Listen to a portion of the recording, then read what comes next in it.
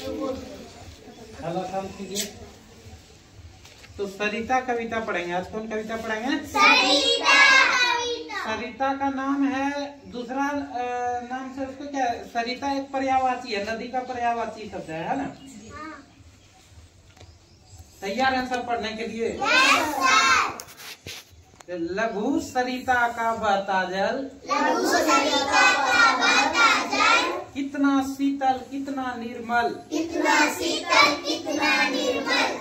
हिमगिरी में, बोलो हिमगिरी के हिम से निकल निकल, यह विमल दूध सा, हिम का जल, कर कर निनाद, कल कल छल छल, तन का चंचल, मन का विहल, यह लघु सरिता का बहता जल। आवाज आना चाहिए जोर से। ऊंचे शिखरों से उतर उतर, गिर गिर गिर गिरी की चट्टानों पर, कंकड़ कंकड़ पैदल चलकर, दिन भर रजनी भर, जीवन भर, धोता वसुधा का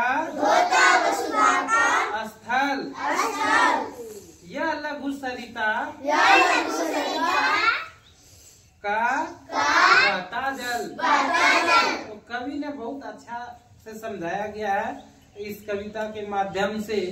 इस सरिता, देखिए सरिता से क्या, नदी क्या करता है? नदी में जो जल है, उस नदी अपने लिए बहती है, दूसरों के लिए, दूसरों के लिए। किसके लिए बहती है नदी? दीपक अगर रोशनी, दीपक से हमको रोशनी मिलता है तो वो अपने लिए, लालटेन अगर रोशनी मिलता है तो अपने लिए, दूसरों के लिए। खुद अपना, उसका पेंदिया देखिएगा, उस खुद नीचे अंधेरा रहता है ना, दूसरों के लिए उजियारा करता है।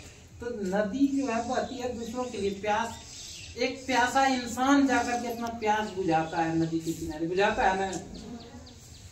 तो लिखा बताया इसमें, लघु सरिता का बहता जल कितना शीतल कितना निर्मल।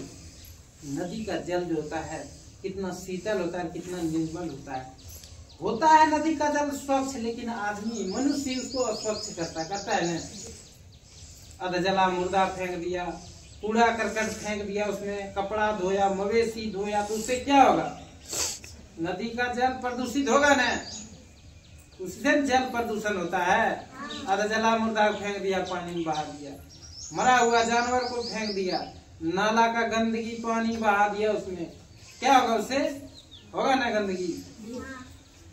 कहता कितना शीतल कितना निर्मल, कितना शीतल और कितना निर्मल। एक प्यासा बुझाता है, प्यासा इंसान अपना, देखिए जो प्यास बुझा लेता है, जो बहुत प्यास अगर लग जाता है, दौड़ के कहाँ जाते हैं? नदी जाते हैं।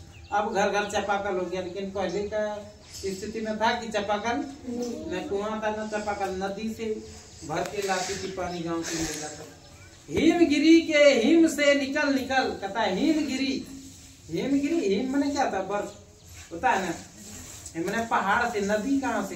गंगा नदी कहाँ से निकली? हिमालय से, गंगा हिमालय से निकलती। यह विमल दूध सा, हिम का जल दूध जैसे सफेद दिखता है। कैसे दिखता है? सफेद दूध जैसे। दूध से तुलना किया गया है हिम का जल। कर कर निनाद कल कल छल छल, कल कल छल छल का मतलब होता है आवाज आता है उससे। क्या आता है? कल कल छल छल का आवाज। गीत गाती है नदी। क्या करती है? गीत गाती है नदी। तो वो गीत कैसे सुनते हैं? कल कल छल छल। जब देखते हैं पूरा एकदम सावन का महीना में भर जाती है नदी, नदी लबालब रहता है पानी से, तो क्या रहता है? तो आवाज उससे निकलता है ना, तभी नदी गीत गाती है। क्या करती है? तो कैसे गाती है? कल कल छल छल, तन का चंचल मन का विहल। चंचल मने फुर्तीला, चंचल मने क्या होता है? फुर्तीला। मन का विहल, विहल मने एकदम उत्तेजित। लघु सरिता का बहता जल, लघु सरिता का बहता जल। लघु में छोटा, सरिता में छोटा, तो लघु में क्या गया छोटा, सरिता में नदी है। छोटा नदी रहे या बड़ा रहे, स्पीड देखिए, जल जब पूरा भर जाता है, नदी भर जाने के कारण पानी से पूरा स्पीड हो जाता है, पानी का धारा तेज रहता है ना। ऊंचे शिखरों से उतर उतर गिरी के चट्टानों पर, यहाँ चट्टानों से फिर टकरा के आगे बढ़ते जाता है। नदी स्वयं अपना रास्ता खोजती है ना। पानी जो है धारा स्वयं रास्ता बनाती है ना। कंकड़ पैदल चलती है। नदी कैसे चलती है? नदी का धारा पैदल क्या कंकड़ पत्थर कुछ नहीं बुझते है क्यों, टकरा करके उसको पार ही कर देती है। दिन भर रजनी भर जीवन भर, दिन भर रजनी भर, उसका कोई समय नहीं है। क्या कभी रुकती है धारा? दिन रहे रात रहे चलना है उसको। धोता वसुधा का अंत स्थल, धोता वसुधा का अंत स्थल, धोते धोते निकल जाती है। यह लघु सरिता का बहता जल, यह लघु सरिता का बहता जल कैसा लगा था कविता? बहुत अच्छा।